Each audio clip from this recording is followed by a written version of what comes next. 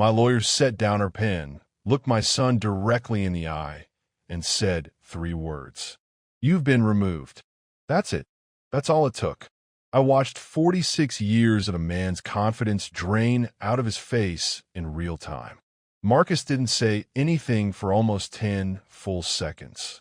He just sat there, blinking like his brain was refusing to process a sentence that short. 6 weeks earlier, that same son had looked at me across the dinner table and said, "Face it, Dad, you're going to die poor and alone, and honestly, none of us are going to be surprised." He wasn't entirely wrong about the alone part. He was about to find out exactly how wrong he was about everything else. My name is Frank. I'm 71 years old, and I've lived in the same 3-bedroom bungalow on Maple Court for 31 years. It's a good house, modest, well-kept, nothing fancy. I'm on my own lawn. I drive a 2011 Honda Accord with 190,000 miles on it.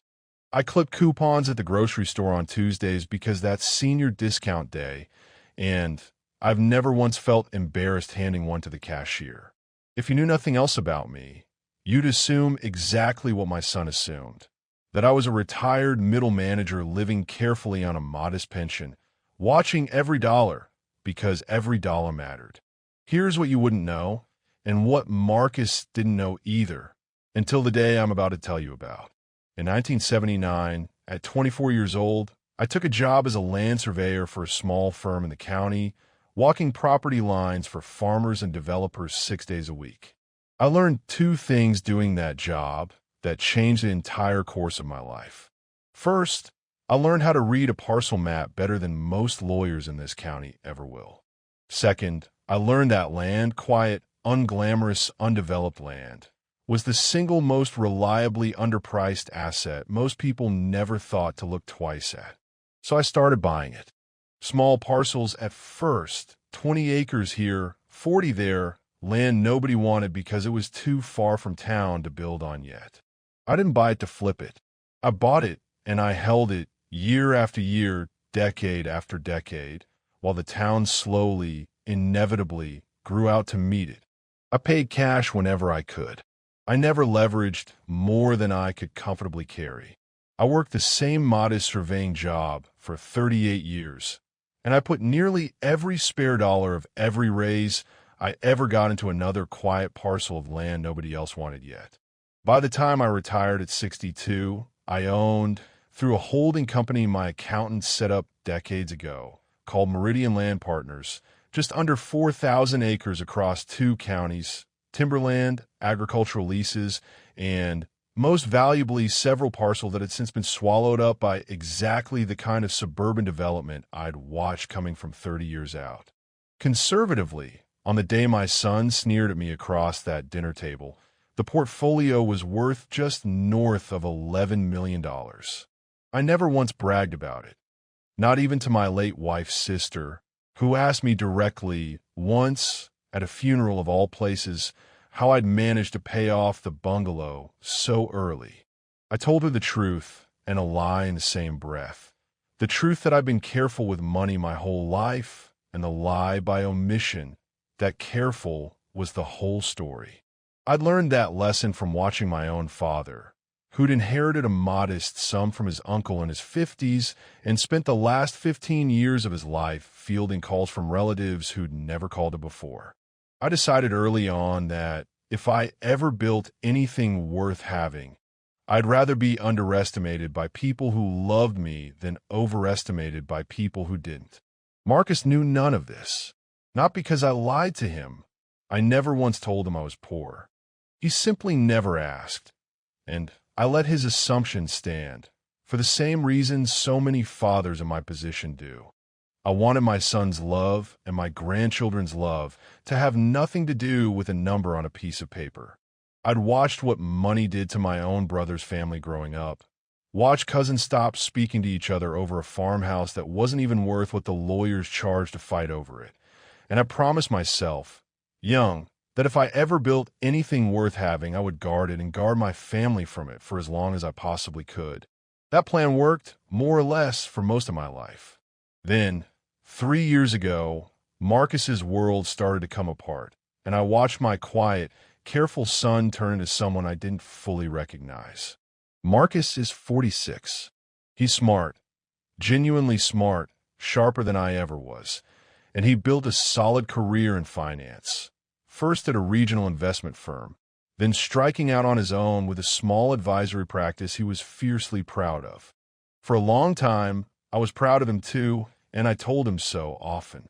3 years ago, his practice took on a handful of larger clients, and Marcus made a decision that, in hindsight, he since admitted was reckless. He over-leveraged the firm to expand faster than his revenue could support, right before a market downturn hit 2 of his biggest accounts hard. Within 18 months, he'd gone from comfortable to underwater, carrying business debt he'd personally guaranteed on top of a mortgage on a house that had been sized for a bigger income than the one he now had. I didn't know the full extent of it at first. Marcus is proud, the same way I am, and pride runs in families as reliably as height does. But I started noticing things. He stopped taking his family on the annual summer trip he'd taken every year since his oldest was born. His wife, Elise, started picking up more hours at her own job, quietly, without explanation. At Christmas, the gifts got smaller and Marcus got shorter with everyone, snapping at his kids over things that had never bothered him before. And slowly, over about a year, his attention turned toward me. It started reasonably enough, a comment here or there about making sure dad's affairs are in order, the kind of thing a responsible adult child says about an aging parent. But it didn't stay reasonable. By last spring, Marcus was bringing up, almost every time I saw him, the idea that I should sign over power of attorney to him. Just to simplify things, he'd say, just so someone's watching your accounts in case anything happens.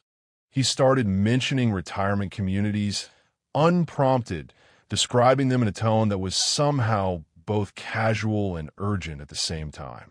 He asked, more than once, whether I'd ever considered downsizing. Code, I understood eventually, for selling the bungalow and handing him the proceeds to manage. I want to be fair to my son here, the way I was fair to Vanessa in a story I told you a few weeks back, because I don't believe Marcus set out to be cruel. I believe a genuinely desperate man convinced himself, one rationalization at a time, that taking control of his father's modest savings wasn't manipulation. It was responsible planning, dressed up in the language of love. That's a more dangerous kind of self-deception than simple greed, because the person doing it can look you in the eye and mean it when they say they're doing it for your own good. But I'd spent 38 years reading parcel maps for a living, Frank. I know how to read the fine print on a document, and I know how to read the fine print on a person. And what I read on my son that spring was a man who had convinced himself he needed access to money he assumed I barely had. Because if he was right about how little I had, taking control of it wouldn't feel like theft. It would just feel like triage. There was a smaller moment, months before the dinner, that I think about now as the real beginning of it. Marcus had come by on a Saturday to fix a leaky faucet, and while he was under the sink, he asked, almost offhand, whether I had much left in savings after Mom's medical bills all those years ago. I told him I was comfortable. He laughed, not unkindly, just tiredly, and said, "Comfortable doesn't fix a roof, Dad." I let the comment go. I didn't correct him. I've asked myself many times since whether that was kindness or cowardice, and the honest answer is probably both. The dinner where he said what he said happened on a Sunday in early September, and it didn't come out of nowhere. It came out of 6 months of mounting pressure and one conversation that finally snapped.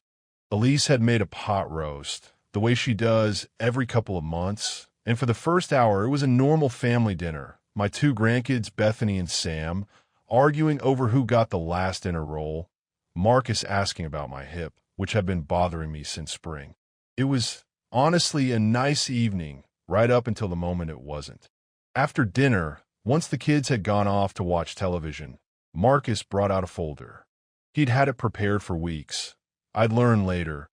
A full power of attorney document, drafted by a lawyer friend of his, along with a glossy brochure for a retirement community 40 minutes outside of town. "I want us to just talk through this," he said, sliding the folder across the table. "No pressure. I just think it's time we get ahead of this stuff before anything happens." I told him, gently, the same thing I told him 3 times already that year. I appreciated the concern, but I wasn't ready to sign anything, and I certainly wasn't ready to talk about selling the house I'd lived in for 31 years. Something in Marcus's face changed.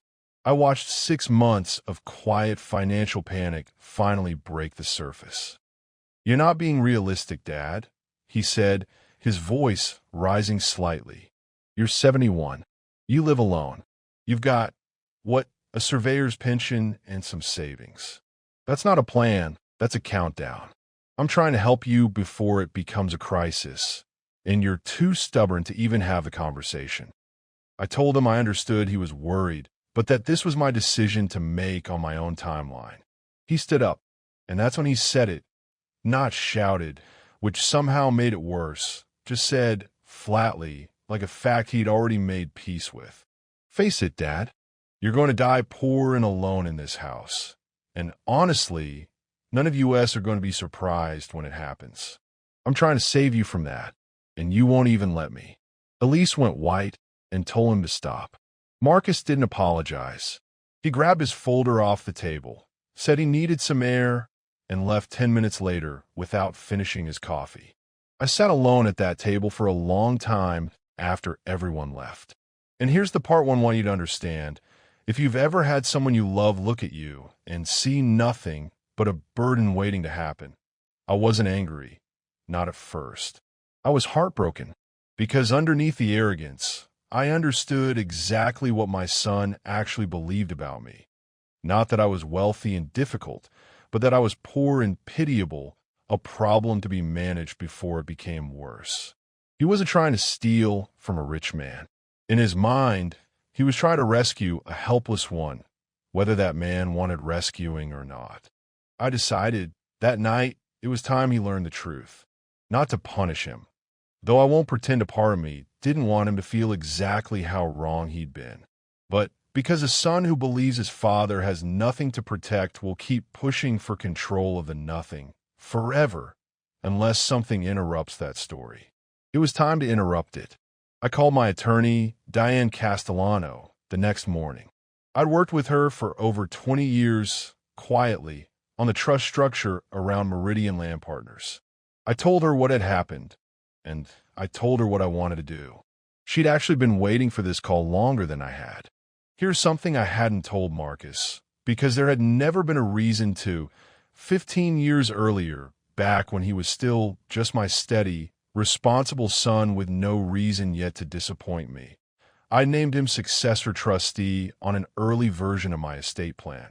The person who'd step in and manage Meridian's holdings if I became incapacitated, and eventually, alongside my grandchildren, one of the primary beneficiaries of the trust itself. He'd known, vaguely, that some paperwork named him in some capacity, though I'd never told him what, exactly, that paperwork protected. I'd always planned to have a real conversation with him about it eventually when the time felt right. Watching him spend 18 months try to talk his way into control of what he assumed was a modest, dwindling savings account told me everything I needed to know about what would happen if he ever found out, unprepared, what he was actually a trustee over. So I told him I needed him to come with me to a meeting with my attorney, that I'd been thinking about what he'd said, and I wanted to talk about getting my affairs in order. I watched relief wash over his face when I said it. He thought he'd won. He showed up to Diane's office in a suit, which he never wears on weekdays unless he's meeting a client, and I understood, watching him settle into the leather chair across from her desk with a folder from dinner still tucked under his arm, that he'd come prepared to have his document signed on the spot. Diane didn't waste time. She's not a woman who enjoys drama for its own sake, but she is, I'll admit, a woman with a very precise sense of timing. "Marcus," she said, sliding a different set of documents across the desk. Not his folder, mine. Before we discuss any power of attorney arrangement, I need to walk you through some updates your father has asked me to make to the Meridian Land Partners Trust. Marcus blinked. The what? Meridian Land Partners, Diane repeated calmly. Your father's holding company. Timberland and development parcels across Ashford and Colby counties. As of this morning's appraisal, the portfolio is valued at just over $11 million. I watched the color leave my son's face in a way I have honestly never seen happen to another human being in real life. He looked at me, then back at Diane, then back at me again, like he was waiting for one of us to say we were joking. 15 years ago, Diane continued, your father named you successor trustee and a primary beneficiary of this trust. Given the pattern of pressure you've placed on him over the last 18 months regarding his finances and his housing, pressure your father has documented with dates and written notes to me, he's asked me to restructure the trust as of today. That's when she set down her pen and said it. You've been removed, not from the family, not from the will entirely. I want to be clear about that, because I want you to understand that this was never about erasing my son, only about protecting what I'd spent my life building from a version of him that panic had turned reckless. Diane explained the rest calmly. Marcus remained a beneficiary, but no longer trustee. That role now belonged to a professional fiduciary, along with Diane herself as co-trustee. His inheritance would remain intact, but structured, distributed over time rather than handed over in a lump sum, with the bulk of the estate's growth directed into an irrevocable trust for Bethany and Sam's education and future, protected from exactly the kind of financial pressure that had just spent a year and a half trying to talk his way into my accounts. Marcus didn't say anything for almost 10 full seconds. Then, quietly, he said the only thing that made sense to say, I didn't know. I know you didn't, I told him. That was the point. I'm not going to tell you this story ended with some tidy Hollywood reconciliation in the parking lot. It didn't. Marcus and I didn't speak for almost 3 weeks after that meeting, and I understood why. Shame is a heavier thing to carry than anger, and my son was carrying a great deal of it. When he finally called, it wasn't to ask about the money. He asked me one question, and it's the question that told me, more than anything else could have, that there was still a good man underneath 18 months of panic. Did you ever think about just telling me the truth instead of letting me humiliate myself like that? I told him the truth. I said that for most of his life, I'd hidden what I built because I wanted him to love the man in the bungalow, not the number attached to him. And that plan had worked right up until the moment he stopped believing the man in the bungalow was worth protecting at all. I told him the trust restructuring wasn't a punishment. It was a boundary drawn by a father who finally understood that quiet generosity, offered without limits or accountability, had started to look to his own son like something to be managed rather than respected. Marcus has been in financial counseling since November. His choice, not a condition I set. His business is stabilizing slowly on its own, without a bailout from me, which I think has mattered to his sense of himself more than any amount of money could have. Elise and I talk more now than we did before. Oddly enough, I think she'd been carrying the weight of Marcus's panic alone for over a year, and some part of her was relieved someone else finally saw it too. As for the trust, Diane and the fiduciary review it every year. Bethany's college fund is fully secured. Sam's will be in another decade. And Marcus, when the time comes, will inherit exactly what I always intended him to have. Just on a timeline and with a structure that protects both of us from the version of him that showed up on my kitchen table with a folder full of paperwork and told me I'd die poor and alone. There's one more conversation worth mentioning because it changed something in me too. About a month after the meeting at Diane's office, Elise asked if she could come by on her own, without Marcus. She sat at my kitchen table, the same one, and told me she'd known, for almost a year, that Marcus's plan to get power of attorney wasn't really about my welfare at all. She'd seen the business statements. She knew how close they'd come to losing the house. She said she'd stayed quiet because she didn't know how to protect her husband's pride and her father-in-law's independence at the same time. And in the end, she'd protected neither. I told her she didn't owe me an apology, but I think she needed to say it anyway.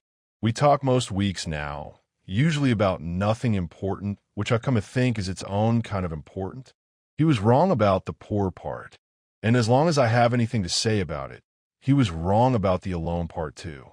Here's what I've come to believe, after 71 years, and one very expensive lesson in what happens when quiet generosity goes unquestioned for too long. Love without boundaries doesn't stay love forever. Eventually, without something to define its edges, it curdles into entitlement, and the people you were protecting start to believe they're the ones doing the protecting. Sometimes the most loving thing a parent can do isn't to give more. It's to finally, clearly say, "Not like this." If someone in your life has ever mistaken your quiet strength for weakness, I want to hear about it. Tell me in the comments below.